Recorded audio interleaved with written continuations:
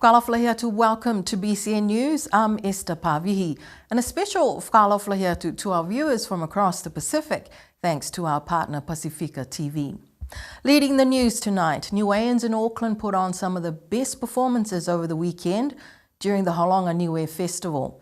Every village was represented as the elderly and the young took to the stage to showcase their cultural performances and represent their village. The event was live streamed on social media by 3-star nations of Hakupu, allowing Niueans here on the island and around the world to watch and enjoy the festivities. BCN News acknowledged 3-star nation for the footage used in this story. Organised and hosted by the Hakupu Tour Trust, this is the second gathering of Niueans in Auckland since it started last year. With funding support from Creative New Zealand, the Halonga Newear Festival was held at the Trust Arena in Henderson, West Auckland. The popularity of the event is seen this year, with Niueans from Australia also joining in, and some of Niue's best composers were also part of the performances. Minister Honourable Sonia Talangi spoke during the official opening. Speaker Hima Douglas was also there and performed for his village, Avasele. New Zealand politicians were also there, like the Deputy Leader of the Labour Party, Kamau Sepuloni. The next Halonga Newear Festival is planned to be held in 2028.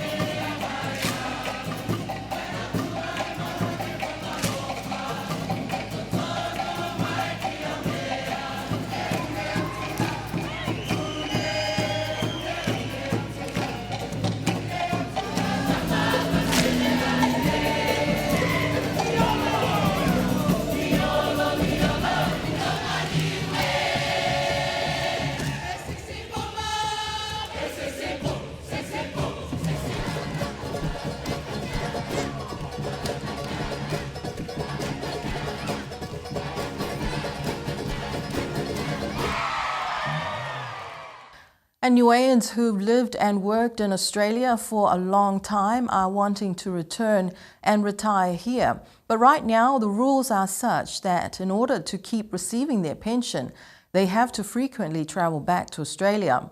Last week, Australia's Minister for Foreign Affairs, Penny Wong, said that this is something they are working with the Niue government to facilitate.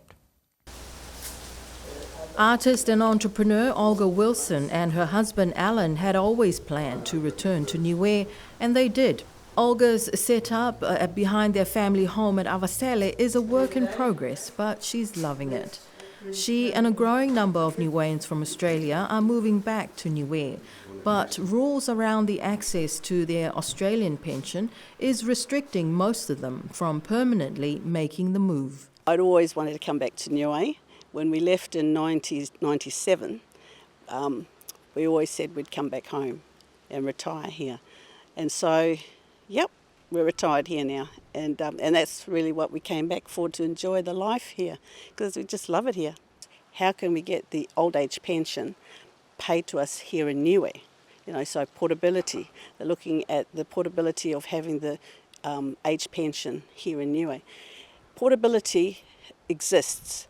And it exists for countries that have a social security arrangement, you know, with other countries, like New Zealand, for example. Australia and New Zealand have that social security system set up. Niue doesn't. So this is the question. Can we come from Australia, bring our age pension to Niue and collect it here? Last week, Australia's Minister for Foreign Affairs, Penny Wong, said that her government will work with the Niue government to facilitate a process to make the Australian pension portable for Niueans who wish to return home. You have, I think it's 6,000 Niueans in Australia, yes. Which, given it's only about 1,600 on island, that just gives you some sense of, you know, your projection yes. into other countries, particularly Australia, and obviously even more in New Zealand. We'd like to facilitate that. It will require, under our rules, a fund that meets the requirements in Niue. We are doing this already with Cook Islands because they raised it with me when I went there, and we're working through that with them.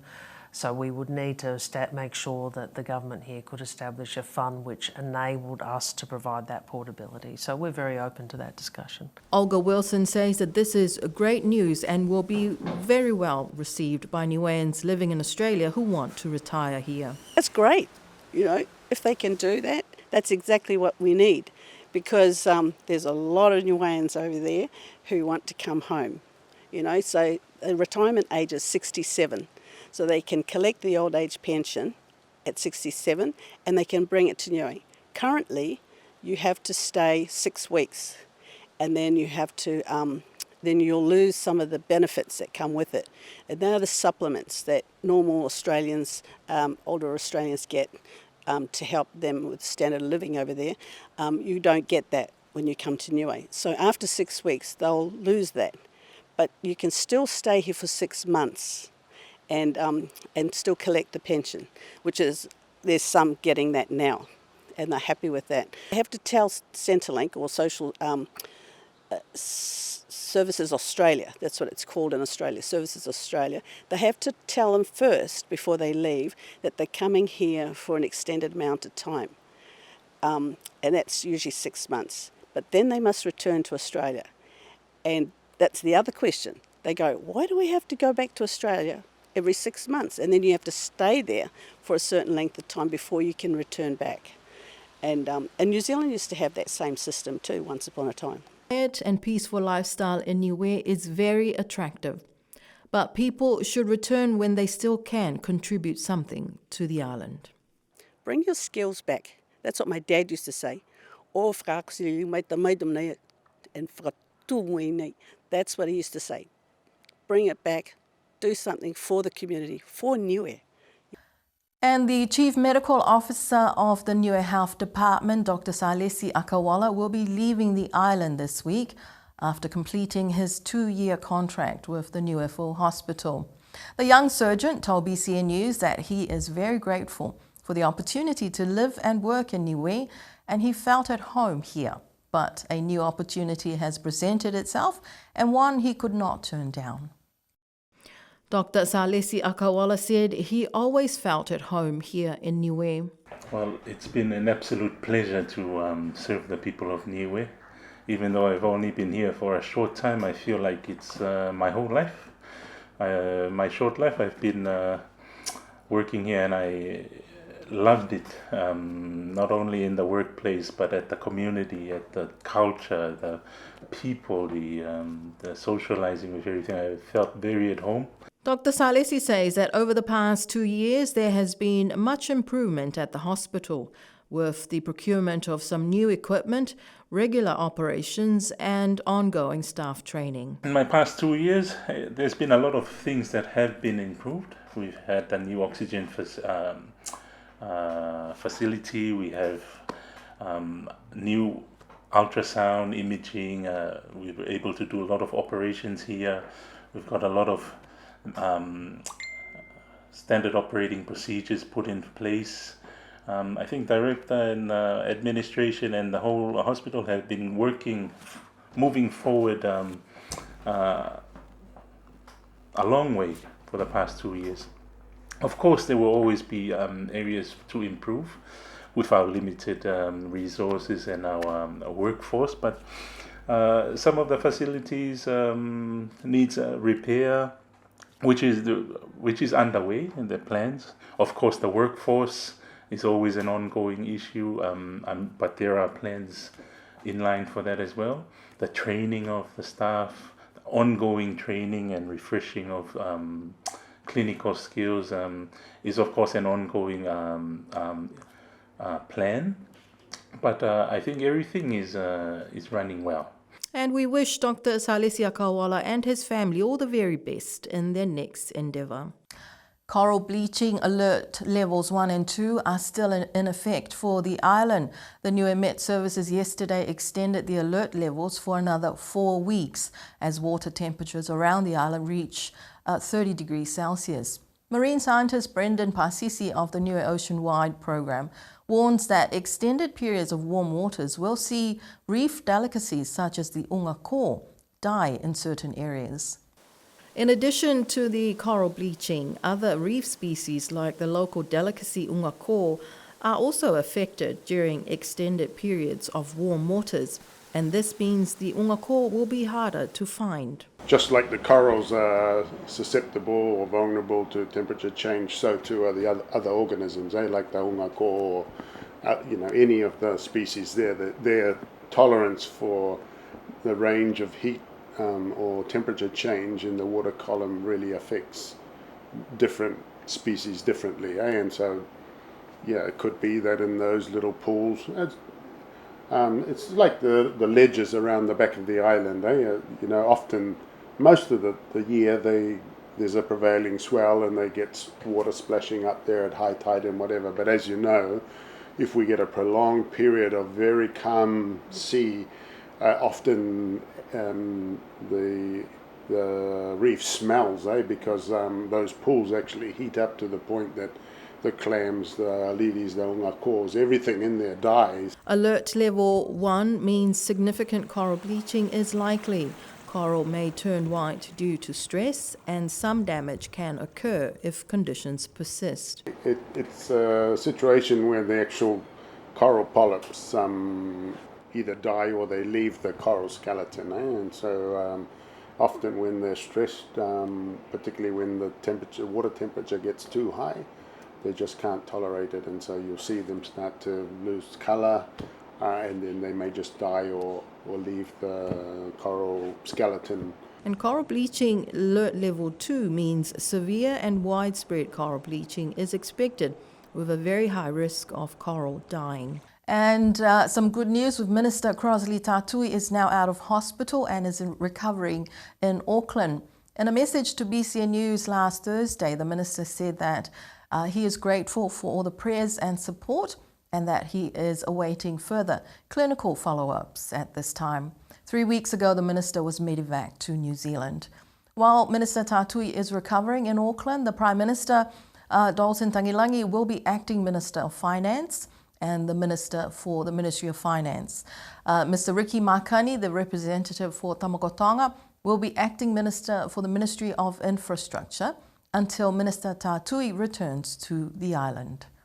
Sunday, March the 8th, is International Women's Day. Sadly, women around the world endure some of the worst forms of discrimination and violence. SPC, the Secretariat of Pacific Community Statistics from 2024 on violence against women in the Pacific, reveal high percentage at 68, which is much higher than the global average at that time of 30%. Australia contributes hundreds of millions of dollars to address gender inequality in the Pacific, yet statistics remain alarmingly high. This was one topic I spoke with Australia's Foreign Affairs Minister Penny Wong last week. In 2025, statistics from SPC suggest that every 2 in 3 women in the Pacific region has experienced some form of violence in their lives. I asked the Minister why Pacific governments are not held to account for the lack of action or improvement given all the funding. Ultimately, I believe that you change these behaviours by working with. You have to work with rather than talk down. And that's our approach across the board. We want to engage with Pacific leaders, communities respectfully. We want to listen, we want to understand, and we want to respond respectfully. Minister Penny Wong explained that working with women is equally important to help address these concerns. With, I think, is the way you approach these things, and working with men and male leaders, and also working with women. Like, I have met some of the most impressive women that I've met in my life in the Pacific. Strong women, women who are working to reduce violence, to teach children, to bring more women into positions of authority in circumstances which are often, culturally very, very difficult for them. So the more we can empower those women in the ways we can, I think, yeah, that is a good thing. According to statistics from SBC in 2024, parliamentary representation by women in the Pacific remains low at 8.6%, despite the fact that women leaders meet every year for decades to address gender inequality in the Pacific. Most, if not all, Pacific Island governments have specific ministerial portfolios for women, yet the number of cases of violence against women and girls, online harassment and intimidation continue to rise.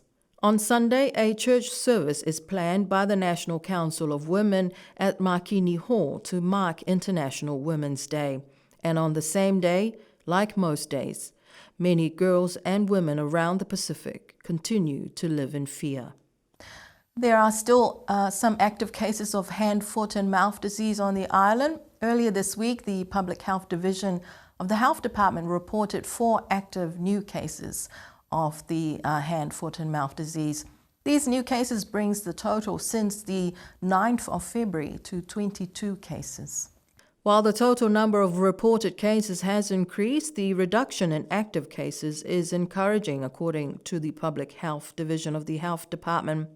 They are calling on families, caregivers and the schools to be vigilant to prevent the spread of this highly contagious disease.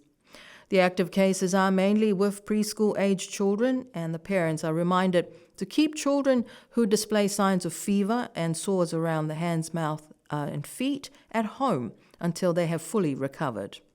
For more information about hand, foot and mouth disease, please contact the Health Department.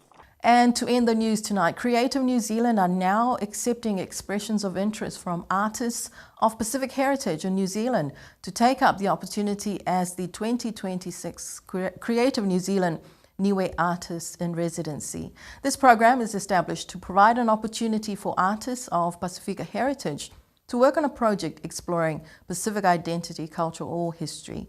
The residency will be 6 weeks and the artists will be based here in Niue. This program, which started last year, provides an opportunity for the artists to live and work on a project here in Niue for 6 weeks. Last year, multidisciplinary artist Katrina Iosia was the first artist in residency. Katrina is also from the villages of Liku and Mutalau, and she also reconnected with her family while doing her residency here. If you know of any Pacific Island artists who may like the opportunity to apply, applications will close on the 13th of March. Details are on the Creative New Zealand website or Google search 2026 Creative New Zealand Newear Artist Residency. And that is our news for tonight. Thank you for joining us. From all of us here in the team, Sunday is International Women's Day, and we'd like to extend our well wishes to every woman and girl out there, young girl. Happy International Women's Day. From all of us here at BCN News, good night. Nona fua.